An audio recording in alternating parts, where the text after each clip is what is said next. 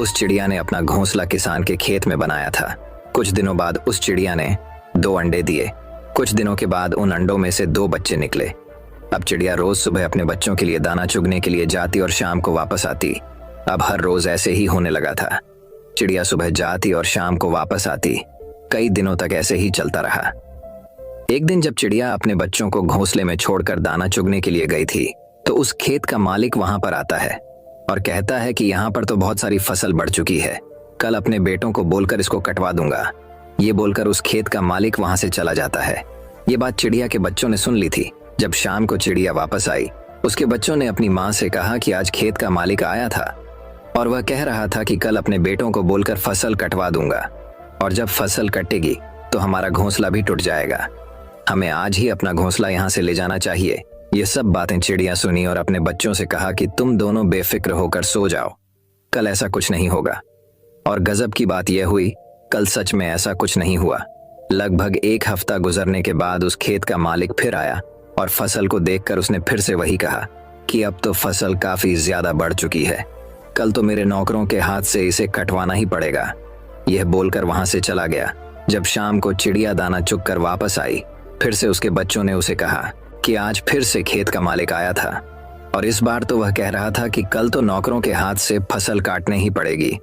माँ, हमें जल्दी ही अपना घोंसला दूसरी जगह ले जाना चाहिए। फिर से चिड़िया ने अपने बच्चों से कहा कि कल भी ऐसा कुछ नहीं होगा। मेरे बच्चों, तुम बेफिक्र होकर सो जाओ। और कल सुबह सच में ऐसा कुछ नहीं हुआ। फिर लगभग 2 हफ्ते गुजरने के बाद उस खेत का मालिक फिर से अपनी खेत पर आया। उसने कहा कि अब तो कल आकर मुझे ही फसल काटनी पड़ेगी, और यह कहकर वो वहां से चला गया। फिर से जब शाम हुई और चिड़िया अपने घोंसले में आई, उसके बच्चे ने उससे कहा कि आज फिर से खेत का मालिक आया था और अब तो उसने यह कहा है कि कल वह खुद आकर फसल काटेगा। बस यह सुनने के बाद चिड़िया तुरंत अपने बच्चों समेत अपना घोंसला उठाकर बाजू के खेत में लेकर चली गई। जब दूसरा दिन निकला और सुबह हुई, तो चिड़िया के बच्चों ने देखा कि वह किसान अपने खेत की फसल काट रहा था। यह देखने के बाद में बच्चों ने अपनी माँ से पूछा कि वो आपको कैसे पता था कि वह खेत का मालिक आज पक्का फसल कटेगा, हालांकि इससे पहले भी वह 2 बार यही कह कर गया था। चिड़िया ने अपने बच्चों की तरफ देखा और कहा, बच्चों, मेरी बात को ध्यान से सुनना। ये जो इंसान है ना, जब तक अपने काम को 2 बार टालता नहीं है, तब तक उस काम को हाथ तक नहीं लगाता, फिर चाहे वह कितना भी छोटा काम हो। क्या चिड़िया ने अपने बच्चों से सही कहा? हाँ, बिल्कुल सही कहा। मैं आपको आपकी सबसे बड़ी प्रॉब्लम बताऊं। आपकी सबसे बड़ी प्रॉब्लम क्या है, क्या आपको पता है? तो मेरी बात को ध्यान से सुनना। आपकी सबसे बड़ी प्रॉब्लम ये है कि आपको लगता है कि आपके पास टाइम है। आप ऐसा सोचते हैं कि आपके पास बहुत वक्त है, जबकि इसका उल्टा है। आपके पास टाइम नहीं है, बल्कि आपको देर हो चुकी है। आपने बहुत टाइम कर दिया है, लोग कहां से कहां पहुंच गए हैं, और आप अभी भी वहीं बैठकर यही सोच रहे हैं कि आपके पास बहुत टाइम है। इन सब की एक ही प्रॉब्लम है, और वह है काम को कल पर टालना। और आज के दौर में हमारी यह आदत बन चुकी है। चाहे वह कितना ही छोटा काम क्यों ना हो, जब तक हम उसे कल पर नहीं टालते हैं, तब तक हमें सुकून की नींद नहीं आती। अब काम को कल पर टालते रहते हैं, यह कहकर कि आज मूड नहीं है, इस काम को कल देखेंगे, कल करेंगे, और वह कल कभी आता ही नहीं है। और हम उस काम को भूल जाते हैं अपने दूसरे कामों में। हम अपने दूसरे कामों में बिजी हो जाते हैं। और वह दूसरे काम कौन से हैं? रील्स देखना, सोशल मीडिया चलाना, फालतू के वीडियो देखना, जिन वीडियो का ना सर होता है और ना पैर। मतलब कि मीनिंगफुल बात तो कुछ होती ही नहीं है उन वीडियो में। इस तरह की वीडियो में हम ना जाने कितना टाइम बर्बाद कर देती है, और जो हमारे इंपॉर्टेंट काम होते हैं उन्हें हम भूल जाते हैं। और फिर जब हमें याद आता है आज ही हमें उस काम को करना पड़ेगा, उसके बिना हमारा दूसरा काम नहीं होगा, तब हम उस काम को करते हैं। मतलब यह है कि जब तक हमारे सर पर प्रेशर नहीं आता है, तब तक हम उस काम को टालते रहते हैं। काम को टालना ऐसा ही है जैसे क्रेडिट। जब हम कोई चीज़ क्रेडिट पर लेते हैं तो हम उस चीज़ का फ़ायदा तो उठा लेते हैं, लेकिन 1 दिन के बाद, 2 दिन के बाद, हफ्ते के बाद या महीने के बाद हमें उसका बिल पे करना पड़ता है। तो दोस्तों, चलिए अब हमारे 5वीं कहानी की शुरुआत करते हैं। 5वीं कहानी, लोग क्या कहेंगे। एक बार की बात है, एक बाप और बेटा अपने गधे के साथ अपने गांव की तरफ जा रहे थे। बाप ने अपने बेटे को गधे पर बिठाया हुआ था और खुद गधे के साथ पैदल चल रहा था। थोड़ी देर के बाद जब वह दोनों किसी गांव से गुजर रहे थे तो कुछ लोगों ने उन्हें देखा और उन्हें देखकर कहा कि कैसा बेटा है जो खुद गधे के ऊपर बैठा हुआ है और अपने बुजुर्ग आप को पैदल चल रहा है। लोगों की यह बातें सुनने के बाद बेटा गधे से नीचे उतर गया और उसने अपने बाप को गधे के ऊपर बिठा दिया और फिर से दोनों अपने गांव की तरफ चलने लगे। थोड़ी देर के बाद फिर से जब वह दूसरे गांव से गुजर रहे थे तो उसे गांव के लोगों ने भी उन्हें देखा और कहा कि कैसा बाप है जो खुद गधे के ऊपर बैठा हुआ है और अपने मासूम से बेटे को पैदल चल रहा है। लोगों की यह बात सुनने के बाद आप भी गधे से नीचे उतर गया और अब गधे पर ना ही बाप बैठा हुआ था और ना ही बेटा, और वह दोनों बाप बेटे पैदल चल रहे थे। अब वह दोनों भी चलते चलते जंगल के रास्ते में पहुंच जाते हैं। उसी रास्ते से कुछ और भी लोग गुजर रहे थे। जब उन लोगों ने इन दोनों बाप बेटे को देखा और उन लोगों ने देखा कि उनके पास एक गड्ढा भी है और फिर भी यह दोनों पैदल चल रहे हैं, तो उन लोगों ने इन्हें देखकर कहा कि कैसे बेवकूफ लोग हैं कि इनके पास गधा होने के बाद भी ये दोनों पैदल चल रहे हैं। अब लोगों की यह बात सुनने के बाद वह दोनों भी आप और बेटे उसे गधे के ऊपर बैठ गए और अपने गांव की तरफ चलने लगे। लेकिन फिर से थोड़ी दूर जाने के बाद लोगों ने जब इन दोनों बाप बेटे को गधे के ऊपर एक साथ बैठा हुआ देखा तो कहने लगे कि कैसे इंसान है जो दोनों ही एक साथ उस बेचारे कमजोर गधे के ऊपर बैठे हुए हैं और उसे गधे की जान निकल रहे हैं। इन दोनों के अंदर जरा भी दया नहीं है। अब यह सुनने के बाद दोनों बाप बेटों का दिमाग खराब हो गया और वह समझ गए कि अगर हम इन लोगों की बातें सुनते रहेंगे तो हम कभी भी अपनी मंजिल पर नहीं पहुंच पाएंगे। दोस्तों, हमें इस कहानी से ये सीख मिलती है कि लोगों की बातों पर ध्यान मत दो। जितने लोग हैं उतनी बातें होती रहेगी और हम इस दुनिया में सभी को खुश नहीं कर सकते हैं। इसीलिए जो आपको सही लग रहा है, जिसमें आपका फायदा है, उस बात का अपने दिमाग के आधार पर सही डिसीजन लो। लोग आज कुछ कहते हैं तो कल कुछ और। इसीलिए हमें लोगों पर नहीं बल्कि अपने काम पर ध्यान देना है, अपनी मंजिल पर ध्यान देना है और आगे बढ़ते रहना है। अगर हम इसी तरह लोगों की बातें सुनते रहे तो हम कभी भी आगे नहीं बढ़ पाएंगे और उनकी बातों में उलझ कर रह जाएंगे। तो दोस्तों, चलिए अब हमारे छठी कहानी की शुरुआत करते हैं। छठी कहानी, राजा और पत्थर। एक बार एक राजा ने अपने राज्य के एक रास्ते में बड़ा सा पत्थर रखवा दिया और खुद जाकर एक बड़े से पेड़ के पीछे खड़ा हो गया और छुपकर उस रास्ते पर नजर रखने लगा, यह देखने के लिए कि कौन उस बड़े से पत्थर को रास्ते से हटता है। थोड़ी देर के बाद उस रास्ते पर कुछ लोग आते हैं और उन लोगों को जब रास्ते पर एक बड़ा सा पत्थर दिखता है तो वह लोग रास्ता बदल देते हैं और दूसरी रास्ते से चले जाते हैं। फिर थोड़ी देर के बाद उसे रास्ते पर राजा की राजमहल की जो काम करने वाले थे वह आते हैं और वह भी जब इस बड़े से पत्थर को देखते हैं तो बिना उस पत्थर को रास्ते से हटाए वो सब वहां से पलट कर चले जाते हैं और उल्टा राजा को ही बुरा भला कहना शुरू कर दिया और बोले कि राजा अपने राज्य का काम ठीक से नहीं कर रहा है, इतने बड़े बड़े पत्थर रास्ते पर पड़े हुए हैं, राजा को इसको हटाना चाहिए। लेकिन राजा का इसके तरफ ध्यान ही कहाँ है। यह कहकर वह वहां से चले जाते हैं। फिर थोड़ी देर बाद उसे रास्ते पर एक सब्जी वाला आता है जिसके कंधे पर सब्जियां थी, और जब वह बड़े से पत्थर को देखा है तो वह अपने कंधे से सब्जियों का टोकरी रखकर उसे पत्थर को हटाने की कोशिश करता है और बहुत मेहनत के बाद वह सब्जी वाला उस बड़े से पत्थर को रास्ते से हटा देता है। जैसे ही उस पत्थर को रास्ते से हटता है, उस पत्थर के नीचे बहुत सारे सोने के सिक्के और एक चिट्ठी रखी हुई थी जिसमें लिखा था कि इनाम राजा की तरफ से पत्थर हटाने वाले के लिए है। और यह सब होते हुए पेड़ के पीछे से राजा खुद देख रहा था। राजा उस आदमी के पास जाता है और उस आदमी को राजा अपने महल का सबसे खास आदमी बना लेता है। इस कहानी से हमें यह सीख मिलती है कि हमारे रास्ते में आने वाली परेशानियां, रुकावटें और मुश्किलें हमें बेहतर करने और आगे बढ़ने का मौका देती हैं। इसीलिए जिंदगी में जब भी ऐसा मौका मिले तो उस मौके को अपने हाथ से गंवा मत।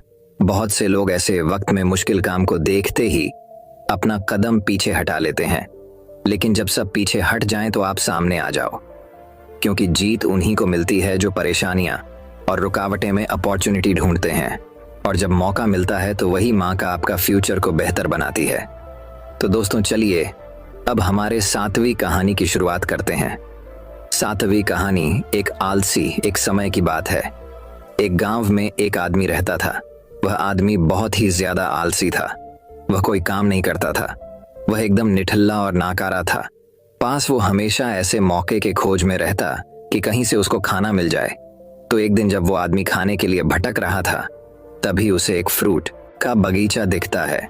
वह उस बगीचे से फ्रूटस चुराने के बारे में सोचता है। तभी वो बगीचे के अंदर चला जाता है और एक पेड़ पर चढ़ जाता है। लेकिन तभी अचानक वहां पर उस बगीचे का मालिक आ जाता है और वह इस आदमी को पेड़ पर चढ़ता हुआ देख लेता है।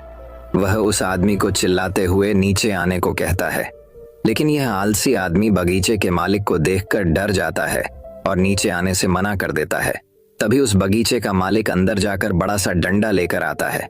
यह देखकर वह आलसी आदमी तुरंत पेड़ से नीचे उतरता है और मालिक के उस तक पहुंचने से पहले ही वह जंगल की तरफ दौड़ने लगता है और जंगल में जाकर छुप जाता है। कुछ समय बीतने के बाद वह आलसी आदमी वहां से निकलता है और जंगल के रास्ते से जब वह गांव की तरफ जा रहा था, तभी उसे एक लोमड़ी दिखती है जिसके सिर्फ 2 ही पैर थे और उसके 2 पैर टूटे हुए थे और वह जंगल में रेंगती हुई चल रही थी।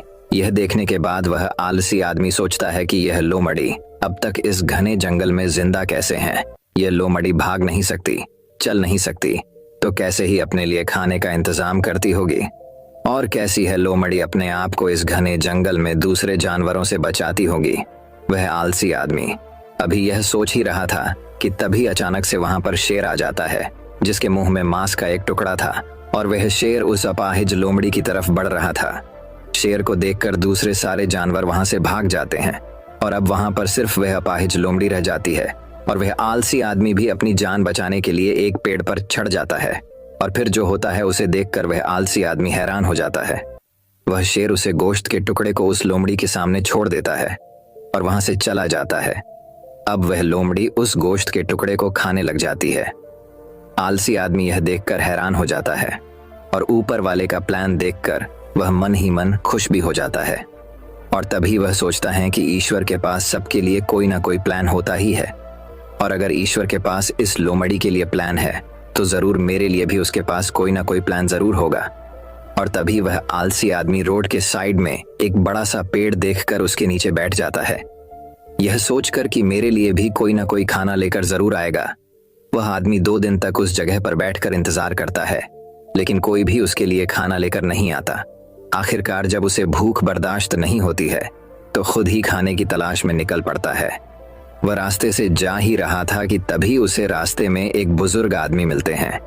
वह आलसी आदमी उन बुजुर्ग से कहता है कि मुझे भूख लगी है, आपके पास कुछ खाने के लिए है तो मुझे दे दो। तभी वह बुजुर्ग आदमी उसको कुछ खाने और पीने को दे देते हैं। खाना खाने के बाद वह आलसी आदमी उन बुजुर्ग से कहता है कि मैं 2 दिन पहले जो देखा आप उस पर विश्वास नहीं करेंगे। मैं जंगल में एक अपाहिज लोमड़ी को देखा जिसे खुद शेर गोश्त लाकर दे रहा था खाने के लिए।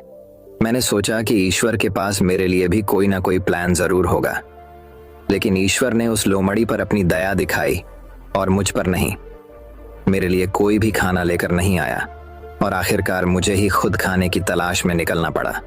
उस आलसी आदमी ने उन बुजुर्ग आदमी से पूछा कि मेरे साथ ही ईश्वर ने ऐसा क्यों किया।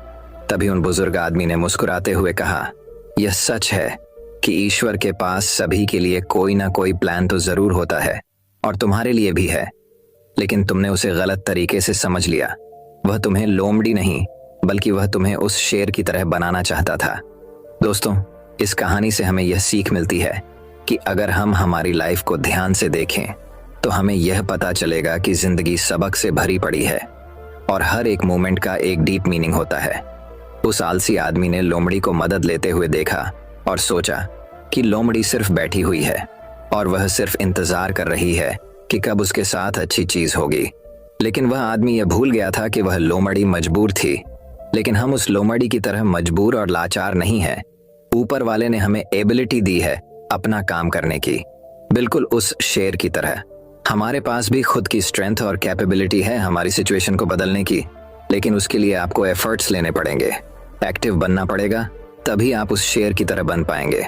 तो दोस्तों चलिए अब हमारे 8वीं कहानी की शुरुआत करते हैं। 8वीं कहानी, एक जाल। दोस्तों, बचपन से लेकर अभी तक हमें कुछ ऐसी बातें सिखा दी गई हैं, बल्कि हमारे दिमाग में बिठा दी गई है, फिट कर दी गई है, जिसका कि कोई मतलब ही नहीं है। और यह बातें हमें हमारी स्कूल में, हमारे घर पर, बल्कि हर जगह सुनाई देती है। वह कौन सी बातें हैं, कौन सी ऐसी बात की मैं बात कर रहा हूँ, वह आपको इस कहानी में सब कुछ समझ में आ जाएगा। एक बार एक पिंजरे में कुछ बंदरों को डाल दिया जाता है और उस पिंजरे में एक सीढ़ी लगा दी जाती है।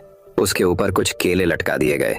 जैसे ही उस पिंजरे में कुछ बंदरों को डालते हैं, उनमें से एक बंदर सीढ़ी चढ़ के केले खाने की कोशिश करता है, लेकिन जैसे ही वह सीढ़ी पर कदम रखता है तो उन सब बंदरों के आंख में ठंडा पानी डाल दिया जाता है। इसकी वजह से वो फिर नीचे उतर आता है। फिर उसके बाद एक दूसरा बंदर कोशिश करता है। वह जैसे ही सीढ़ी पर कदम रखता है तो उन तमाम बंदरों पर ठंडा पानी डाल दिया जाता है। अब वह बंदर भी नीचे आ जाता है। सारे बंदरों को अब यह बात समझ में आ जाती है कि सीढ़ी पर चढ़ते ही हमारे ऊपर ठंडा पानी डाला जाता है। फिर कुछ समय बाद उस पिंजरे में से एक पुराने वाले बंदर को निकालकर और एक नए वाले बंदर को डाल दिया जाता है। नया वाला बंदर जैसे ही पिंजरे में जाता है तो उस केले देखता है और वह बंदर केले खाने के लिए सीढ़ी पर जैसे ही कदम रखता है कि सारे बंदर मिलकर उसकी पिटाई कर देते हैं। बंदर को यह बात समझ में नहीं आती है कि मेरी पिटाई क्यों हुई, इसके पीछे क्या वजह है। बंदर को कुछ समझ में नहीं आता है। फिर थोड़ी देर के बाद उस पिंजरे में से एक पुराने वाले बंदर को निकाल दिया जाता है और फिर एक नए वाले बंदर को डाल दिया जाता है। और उस बंदर को भी जैसे ही पिंजरे में डालते ही उसे केले दिखते हैं और वो जैसे ही उसको खाने के लिए सीढ़ी में चढ़ने की कोशिश करता है तो सारे बंदर मिलकर उसकी धुलाई कर देते हैं। और धुलाई करने वाले बंदरों में से वह बंदर भी शामिल होता है जो पिछली बार पीटा गया था। इसको भी पता ही नहीं था कि मेरी पिटाई क्यों की गई है, और इस बार उसने भी सारे बंदरों के साथ मिलकर उस नए वाले बंदर की पिटाई कर दी। तो फिर धीरे धीरे करके उस पिंजरे में से सारे पुराने वाले बंदरों को निकाल दिया जाता है और उसमें सारे नए बंदरों को डाल दिया जाता है। अब उस पिंजरे में सारे नए बंदर थे और उस पिंजरे पर जो बाल्टी रखी हुई थी ठंडे पानी की, वह भी हटा दी जाती है। पर अब जब भी कोई नया बंदर को उस पिंजरे में डाल रहे थे, अब वह नया बंदर जैसे ही केले खाने के लिए सीढ़ी में अपनी पैर को रखता है, वैसे ही सारे बंदर मिलकर उसे नए बंदर की धुलाई कर देते हैं। और उस पिंजरे में किसी को पता ही नहीं था कि हम एक दूसरे को क्यों मार रहे हैं। और इसी तरह हम इंसान भी एक दूसरों के सपनों की धुलाई करते आ रहे हैं। जब भी कोई इंसान सपना देखता है कुछ बड़ा करने का, हम उसको कुछ ऐसी बातें बता देते हैं जिसकी वजह से वह डिमोटिवेट हो जाता है और हमें भी ये पता नहीं होता है कि हम उसकी सपनों की धुलाई क्यों कर रही है और हम उसको ऐसी बातें क्यों बता रहे हैं, क्योंकि हम लोगों ने अपने बाप दादा से यही सब कुछ सुना है ना, इसीलिए हम उसके साथ भी ऐसी ही बातें कर रहे हैं। और सबसे बड़ा डायलॉग जो होता है कि समय से पहले और किस्मत से ज्यादा। आज तक किसी को भी नहीं मिला, तू चाहे कुछ भी कर, कितने भी बड़े सपने देख, अच्छे अच्छे को हमने फेल होते हुए देखा है। कुछ इस तरह के डायलॉग हम बोलते हैं। लेकिन मैं आपको बता दूं कि जो ठंडा पानी की बाल्टी जो पिंजरे के ऊपर रखी गई थी, वह अब हटा दी गई है। पहले का टाइम बहुत अलग था और अभी का टाइम बहुत अलग है। और अगर कोई इंसान बिजनेस का सपना देखा है, कोई आइडिया आता है, अगर वो उस बिजनेस का लोगों को बताता है, तो लोग उसे कौन सा डायलॉग मारते हैं कि अभी धंधे पानी नहीं है, अभी के टाइम में काम धंधा नहीं है, तो कुछ भी कर, तेरा बिजनेस ठप हो जाएगा। कुछ इस तरह की बातें हम सामने वाले बंदे से करते हैं। लेकिन जिसमें हिम्मत होती है ना, वह सारे बंदरों से निपट कर उस सीढ़ियों के ऊपर चढ़कर आखिरकार वो केले खा ही लेता है।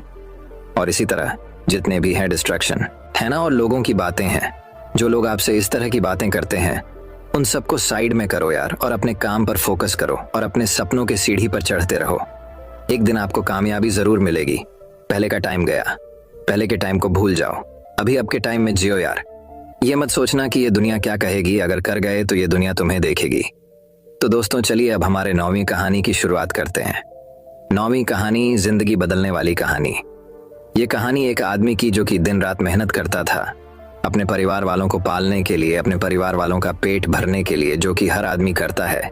लेकिन इसका जो बेटा था वह बिल्कुल ही आलसी और कामचोर था। वह सारा दिन सिर्फ मौज मस्ती करता रहता था और अपने आप की कमाई को खर्च करता रहता था। तो इस बात को लेकर वह आदमी बहुत ज्यादा परेशान रहने लगा था। लेकिन जब उसे लगने लगा कि अब पानी सर को ऊपर से जाने लगा है, तब उसने अपने बेटे को बुलाया और कहा कि अब तुम्हें काम करना पड़ेगा, तुम कुछ भी करो, लेकिन शाम तक अगर पैसे कमा के नहीं लाए तो तुम्हें घर में आने नहीं दिया जाएगा। अब लड़का तो था ही आलसी। वो अपनी माँ के पास गया और सारी बातें बताने लगा। तो उसके माँ ने अपने पास से उसको कुछ पैसा दे दिया और कहने लगी, तुम अपने पापा को शाम में ये कहना कि ये मेरी मेहनत की कमाई है। शाम को जब वह आदमी घर आया तो उसके बेटे ने उसके पास से सारे पैसे उसको दे दिए। वह आदमी को सब कुछ पता था, तो उसने अपने बेटे से क्या कहा, उसने ये कहा कि तुम इस पेज को कुएं में फेंक के आ जाओ। उसके बेटे ने एक भी सवाल नहीं पूछा और सीधा जाकर उसे पैसे को कुएं में फेंक कर आ गया। अगले दिन उसे आदमी ने अपनी बीवी को उसके मन के घर भेज दिया और अपने बेटे से कहने लगा कि मेरे बेटे तुझे आज और पैसे कम कर लेकर आने हैं। अब लड़का सीधा अपने बहन के पास गया और अपनी बहन को सारी बातें बताने लगा। तो उसके बहन ने भी उसके हाथ में कुछ पैसे रखे और उसे कहने लगी कि शाम को जब पापा घर आएंगे तो ये पैसे उन्हें दे देना और कहना ये मेरी मेहनत की कमाई है। शाम को जब आदमी घर आया, उसके बेटे ने फिर से अपने पास से जितने पैसे थे अपने आप को दे दिया। उस आदमी ने फिर से वही बात कही कि इस पेज को जाकर कुएं में फेंक कर आओ, और इस बार भी उसके बेटे ने एक भी सवाल नहीं किया और सीधा जाकर कुएं में उन पैसों को फेंक कर आ गया। अगले दिन उसे आदमी ने अपनी बेटी को भी अपने रिश्तेदारों के यहाँ भेज दिया और फिर से अपने बेटे से कहने लगा कि बेटा तुम्हें आज और पैसे कमा के लाने हैं। अब उसे लड़के के पास कोई भी रास्ता नहीं था। अब उसे लड़के को कोई भी पैसा देने वाला नहीं था, तो वह लड़का मरता क्या ना करता। रात को तो घर जाना ही है, इसलिए वह सारा दिन काम ढूंढने लगा।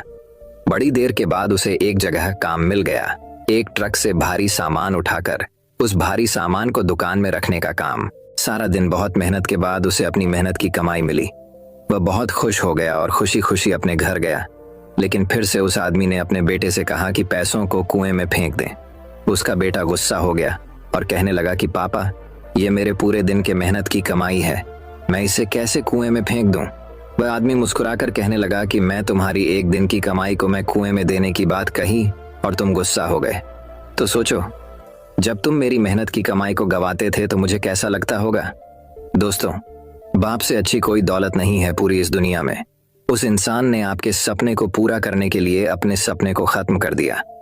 जब भी जिंदगी में फिजूल खर्च करोगे तो उसे इंसान के बारे में जरूर सोचना, क्योंकि वह इन पैसों के लिए दिन रात मेहनत करता है, सिर्फ आपके सपने पूरे करने के लिए।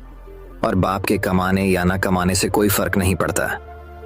बाप का होना ही आपके लिए सबसे बड़ी ताकत होती है। मैं आपसे एक बात कहना चाहता हूं कि जिंदगी में कोई ऐसा काम ना करना कि उनका सर आपकी वजह से शर्म से झुक जाए। ऐसा काम करो उन्हें आप पर गर्व हो कि आप उनकी औलाद हो।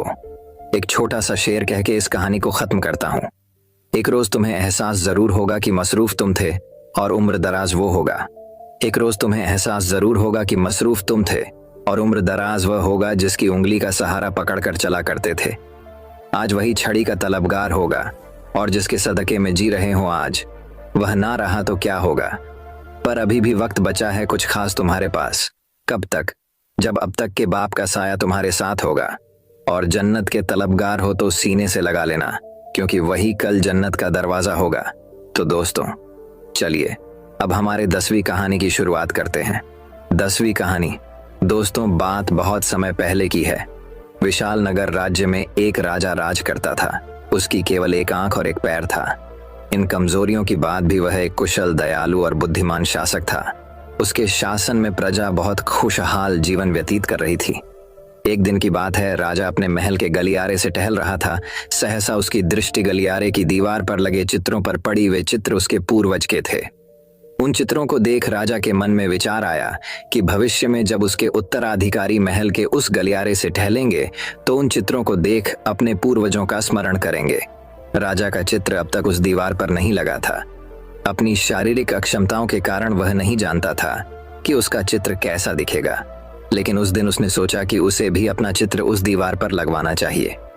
अगले दिन उसने अपने राज्य के श्रेष्ठ चित्रकारों को दरबार में आमंत्रित किया। दरबार में उसने घोषणा की कि वह महल में लगवाने के लिए अपना सुंदर चित्र बनवाना चाहता है। जो उसका सुंदर चित्र बना सकता है वह चित्रकार आगे आए। चित्र जैसा बनेगा वैसा ही उस चित्रकार को इनाम दिया जाएगा। दरबार में उपस्थित चित्रकार अपनी कला में निपुण थे, लेकिन राजा की घोषणा सुनने के बाद वे सोचने लगे कि राजा तो काना और लंगड़ा है, ऐसे में उसका सुंदर चित्र कैसे बन पाएगा। चित्र सुंदर नहीं दिखा तो हो सकता है राजा क्रोधित होकर उन्हें सजा दे दे। यह विचार किसी को आगे आने का साहस न दे सका। सब कोई न कोई बहाना बनाकर वहां से चले गए। वहां मात्र एक युवा चित्रकार खड़ा रहा। राजा ने उससे पूछा, क्या तुम मेरा चित्र बनाने को तैयार हो? युवा चित्रकार ने हामी भर दी। राजा ने उसे अपना चित्र बनाने की आज्ञा दे दी। अगले ही दिन से वह चित्रकार राजा का चित्र बनाने में जुट गया। कुछ दिनों बाद चित्र बनकर तैयार था। जब चित्र के अनावरण का दिन आया तो दरबार में दरबारी सहित वे सभी चित्रकार भी उपस्थित हुए, जिन्होंने राजा का चित्र बनाने से इनकार कर दिया था। सभी उत्सुकता से चित्र के अनावरण की प्रतीक्षा कर रहे थे। जब चित्र का अनावरण हुआ तो राजा सहित सबके मुंह खुले के खुले रह गए। चित्र बहुत ही सुंदर बना था। उस चित्र में राजा दोनों तरफ पैर कर घोड़े पर बैठा हुआ था, जिसे एक ओर से चित्रित किया था और उसमें राजा का एक ही पैर नजर आ रहा था। साथ ही राजा धनुष चढ़ाकर एक आंख बंद कर निशाना साध रहा था, जिससे उसके काने होने की कमजोरी छुप गई थी। यह चित्र देख राजा बहुत प्रसन्न हुआ। चित्रकार ने अपनी बुद्धिमत्ता से उसकी अक्षमताओं को छुपाकर एक बहुत सुंदर चित्र बनाया था। राजा ने उसे पुरस्कृत करने के साथ उसे अपने दरबार का मुख्य चित्रकार बना दिया। दोस्तों, ये कहानी हमें यह शिक्षा प्रदान करती है कि जीवन में आगे बढ़ना है तो हमें सदा सकारात्मक सोच रखना चाहिए। विषम परिस्थितियों में भी सकारात्मक दिशा में सोचने से किसी भी समस्या का समाधान आसानी से हो जाता है। तो दोस्तों, चलिए अब हमारे 11वीं कहानी की शुरुआत करते हैं। 11वीं कहानी वही अब एक और कहानी कुछ इस प्रकार शुरू होती है। प्राचीन समय की बात है। रमण नगर राज्य में एक राजा राज करता था। उसका राज्य खुशहाल था। धन धान्य की कोई कमी नहीं थी। राजा और प्रजा खुशी खुशी अपना जीवन यापन कर रहे थे। एक वर्ष उस राज्य में भयंकर अकाल पड़ा। पानी की कमी से फसलें सूख गईं। ऐसी स्थिति में किसान राजा को लगान नहीं दे पाए। लगान प्राप्त न होने के कारण राजस्व में कमी आ गई और राजकोष खाली होने लगा। ये देख राजा चिंता में पड़ गया। हर समय वह सोचता रहता कि राज्य का खर्च कैसे चलेगा। अकाल का समय निकल गया। स्थिति सामान्य हो गई, किंतु राजा के मन में चिंता घर कर गई। हर समय उसके दिमाग में यही रहता कि राज्य में पुनः अकाल पड़ गया तो क्या होगा। इसके अतिरिक्त भी अन्य चिंताएं उसे घेरने लगी। पड़ोसी राज्य का भय, मंत्रियों का षड्यंत्र जैसी कई चिंताओं ने उसकी भूख प्यास और रातों की नींद छीन ली। वह अपनी इस हालत से परेशान था, किंतु जब भी वह राजमहल के माली को देखता तो आश्चर्य में पड़ जाता। दिन भर मेहनत करने के बाद वह रूखी सूखी रोटी भी छक्कर खाता और पेड़ के नीचे मजे से सोता। कई बार राजा को उससे जलन होने लगती। एक दिन उसके राज दरबार में एक सिद्ध साधु पधारे। राजा ने अपनी समस्या साधु को बताई और उसे दूर करने सुझाव मांगा। साधु राजा की समस्या अच्छी तरह समझ गए थे। वे बोले, राजन, तुम्हारी चिंता की जड़ राजपाट है। अपना राजपाट पुत्र को देकर चिंता मुक्त हो जाओ। इस पर राजा बोला, गुरुवर, मेरा पुत्र मात्र 5 वर्ष का है। वह अबोध बालक राजपाट कैसे संभालेगा? तो फिर ऐसा करो कि अपनी चिंता का भार तुम मुझे सौंप दो। साधु बोले। राजा तैयार हो गया और उसने अपना राजपाट साधु को सौंप दिया। इसके बाद साधु ने पूछा, अब तुम क्या करोगे? राजा बोला, सोचता हूं कि अब कोई व्यवसाय कर लूं, लेकिन उसके लिए धन की व्यवस्था कैसे करोगे? अब तो राजपाट मेरा है, राजकोष के धन पर भी मेरा अधिकार है, तो मैं कोई नौकरी कर लूंगा। राजा ने उत्तर दिया, ये ठीक है, लेकिन यदि तुम्हें नौकरी ही करनी है तो कहीं और जाने की आवश्यकता नहीं, यही नौकरी कर लो। मैं तो साधु हूं, मैं अपनी कुटिया में ही रहूंगा, राजमहल में ही रहकर। मेरी ओर से तुम ये राजपाट संभालना। राजा ने साधु की बात मान ली और साधु की नौकरी करते हुए राजपाट संभालने लगा। साधु अपनी कुटिया में चले गए। कुछ दिन बाद साधु पुनः राजमहल आए और राजा से भेंट कर पूछा, कहो राजन, अब तुम्हें भूख लगती है या नहीं और तुम्हारी नींद का क्या हाल है? गुरुवर, अब तो मैं खूब खाता हूं और गहरी नींद सोता हूं। पहले भी मैं राजपाट का कार्य करता था, अब भी करता हूं। फिर यह परिवर्तन कैसे? ये मेरी समझ के बाहर है।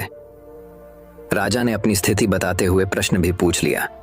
साधु मुस्कुराते हुए बोले, राजन, पहले तुमने काम को बोझ बना लिया था और उस बोझ को हर समय अपने मांस पटल पर ढोया करते थे, किंतु राजपाट मुझे सौंपने के उपरांत तुम समस्त कार्य अपना कर्तव्य समझकर करते हो, इसलिए चिंता मुक्त हो। दोस्तों, ये कहानी हमें यह शिक्षा प्रदान करती है कि जीवन में जो भी कार्य करें अपना कर्तव्य समझकर करें, न कि बोझ समझकर। यही चिंता से दूर रहने का एकमात्र आसान तरीका है। दोस्तों, मैं उम्मीद करता हूं कि यह कहानी सुनने से आपके जीवन में अच्छे बदलाव आए होंगे। आपको इस वीडियो से क्या सीखने मिला, ये कमेंट करके ज़रूर बताइए और अपने परिवार, दोस्तों या आपके करीबी इंसान के साथ ये कहानी शेयर करके उन्हें भी इस ज्ञान से परिचित करवाए। बाकी अगर आपको ये वीडियो दिल से अच्छी लगी हो तभी इस वीडियो को लाइक कर देना, और आपने अब तक इस चैनल को सब्सक्राइब न किया हो तो चैनल को सब्सक्राइब भी ज़रूर कर देना। आपका हर दिन शुभ हो और खुशियों से आपका जीवन भरा रहे।